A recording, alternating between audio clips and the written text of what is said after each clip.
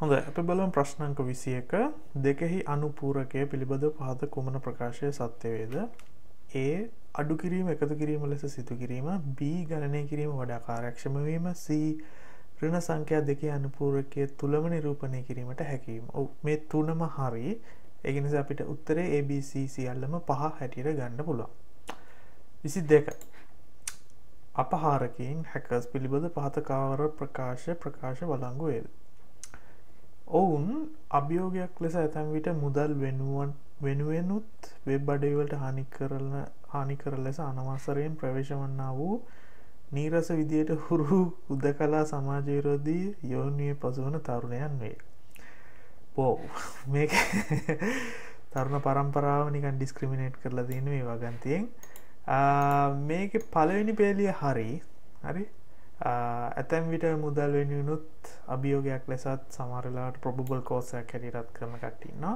නමුත් දෙවෙනි පේලියෙන් කියලා තියෙන දෙයට නම් එකක වෙන්න බෑ. ඕන් සෑම විටම මේ යෝන් වියේ පසුවෙන සමාජ විරෝධී හුදකලා කට්ටිය නෙවෙයි.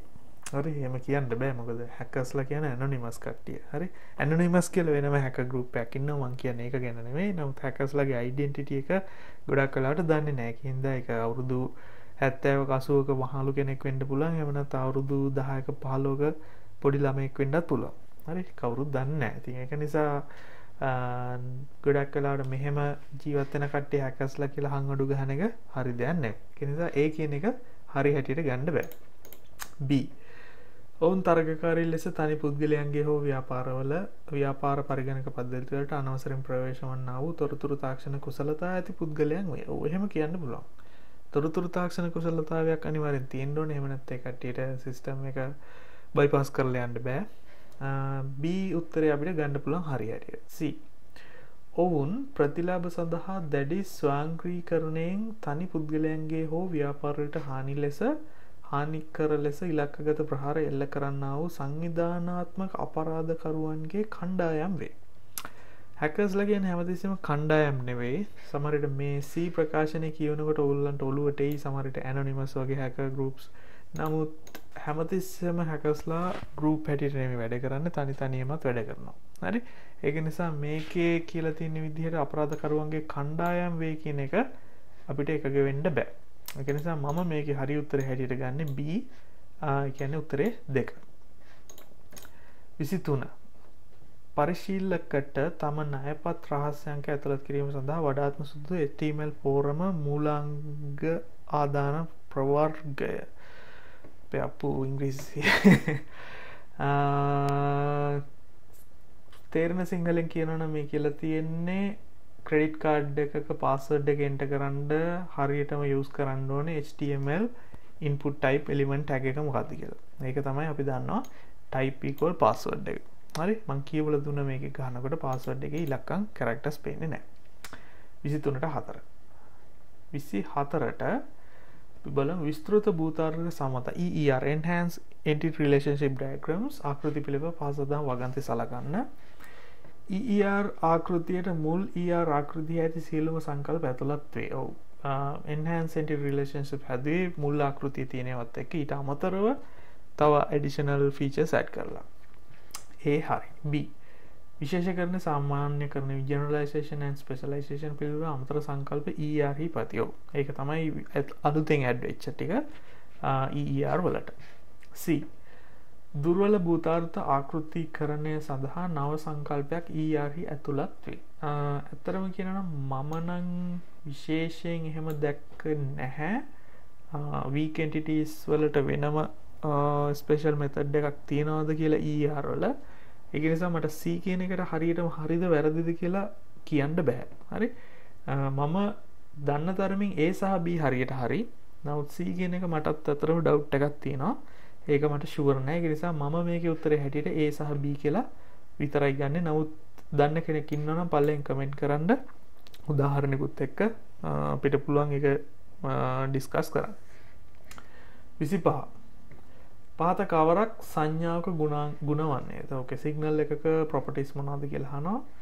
amplitude, clock time, frequency, wavelength. clock time කියන එක ප්‍රොපර්ටි එකක් නෙවෙයි. විස්තරයේ සංඛ්‍යාතයේ කලාව සහ කාලය. කාලය කියන එක සිග්නල් එකේ ප්‍රොපර්ටි එකක් නෙවෙයි. විස්තරේ සංකේතයේ කලාව සහ තරංග ආයාමය. ඔව්.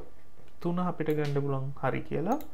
හතරවෙනි එකේ විස්තරේ සංකේතයේ කාලය කියලා ආයෙ තියෙනවා. ඒක වැරදි. ඉම්පල්ස් කියන එක ප්‍රොපර්ටි එකක් නෙවෙයි සිග්නල් එකක. ඒ නිසා උත්තරේ 3. 26. පහත කොමන වර්ණයෙහි නියම මාධ්‍ය ගයිඩඩ් මීඩියා පමණක් අන්තර්ගත වෙද. ගයිඩඩ් මීඩියා කියන්නේ ගොඩක් වෙලාවට වයර්ඩ් හරි වයර්ලස් නෙවෙයි. එහෙම ගත්තොත් සමාක්ෂ කියන්නේ කොඇක්සියල් ප්‍රකාශ තන්තු සහ ඇඹරි යුගල හරි උත්තරේ 3. අනික ඒ වගේ ගොඩක් වෙලාවට වයර්ලස් මීඩියා එකක් තියෙනවා. 27. සංඛ්‍යාත මුර්ජනය ෆ්‍රීකවන්සි මොඩියුලේෂන් පිළිබඳ ශිල්ප ක්‍රමයේ භාවිතයෙන් වෙනස් කරනු ලබන්නේ සංඛ්‍යාතේ.